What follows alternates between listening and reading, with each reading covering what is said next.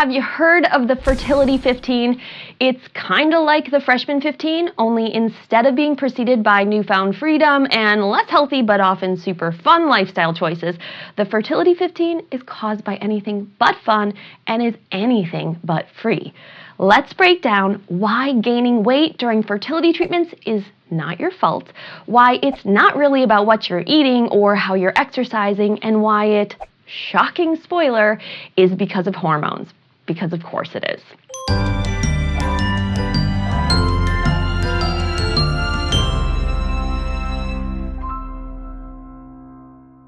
Okay, to start, we need to look at some things we already know and accept. We know that when a woman goes through perimenopause, she will gain weight, especially around the belly. Even if we eat better and we start to exercise even more, we hit this part of life and we will gain some weight. Super fun. Now, as frustrating as this is, it's actually really smart of our bodies to do this. Fat cells produce estrogen, and if a person is heading into the part of life where their primary source of estrogen, their ovaries, stop making estrogen, increasing estrogen producing fat cells as a way to make up for some of the deficit is really wise. Bridging the estrogen deficit is good because it protects us.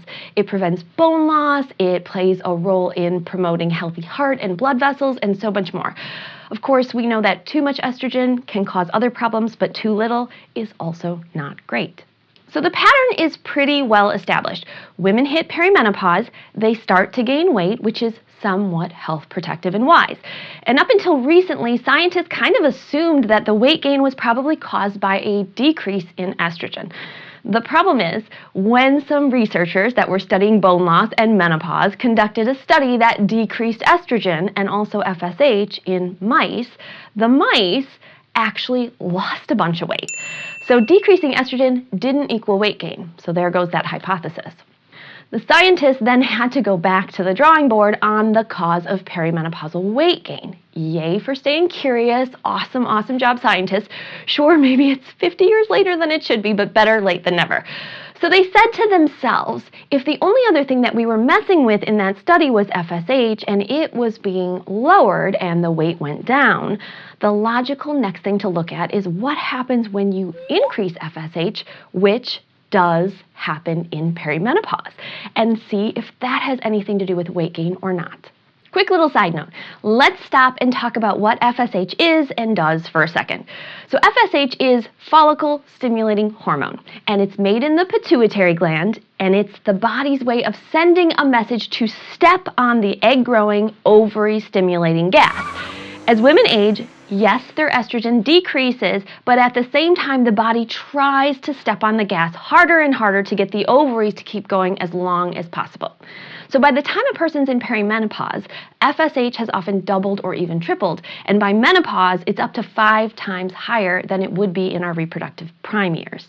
So the researchers tried increasing FSH, which would be like mimicking perimenopause and menopause. And sure enough, those mice gained weight around their micey little middles. Suddenly, menopausal weight gain and this whole fertility 15 weight gain makes so much more sense. So let me now explain the fertility weight gain. In IVF and in some IUIs and other cycles, we actually inject extra FSH into our bodies. It's the Follistim, the gonal-f, the Menopause. There's all sorts of medications with FSH, and that's the part of the protocol that increases this. In fact, a little bit gross but true, Menopause is menopausal urine that's been purified. It's all coming full circle. Now you might be saying, okay, Nicole, this makes sense for IVF and injectable med cycles, but I'm gaining weight and I'm not injecting FSH medication, so what do you have to say about that? I say it still makes total sense because even if you're using oral medications like Clomid or Letrozole, which is also called Femara, what we're doing is essentially tricking the body into releasing as much FSH as it can possibly make on its own. So we're not injecting it, but we're definitely still increasing it. And if the body has evolved to think increasing levels of FSH means your ovaries are about to shut down, even when that's totally not the case, it's still going to act like you're going into menopause and start to gain weight to prepare for that. So now you know it's not because you're failing, it's not because you've been forced to decrease or even stop exercising, and it's not really about food. You're likely gaining most of your fertility 15 because fertility treatments up your FSH and temporarily confuse the heck out of your body. Emphasis here is on temporarily. Remember, what you're doing is totally a means to an end, and you are making all sorts of huge trade-offs and sacrifices, including these body changes. This is what makes whole you, science-based self-care all the more helpful. So be kind, use lots of self-compassion, and try to channel your energy that you could be putting into agonizing about gaining weight into cultivating some balance and health instead.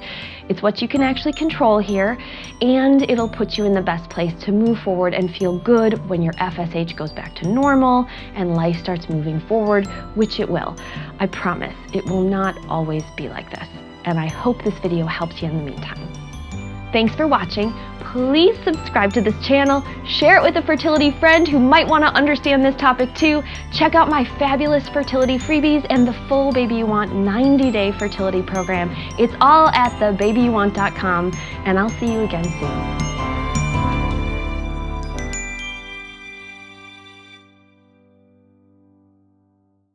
I didn't screw up the ending 50 times. That's progress.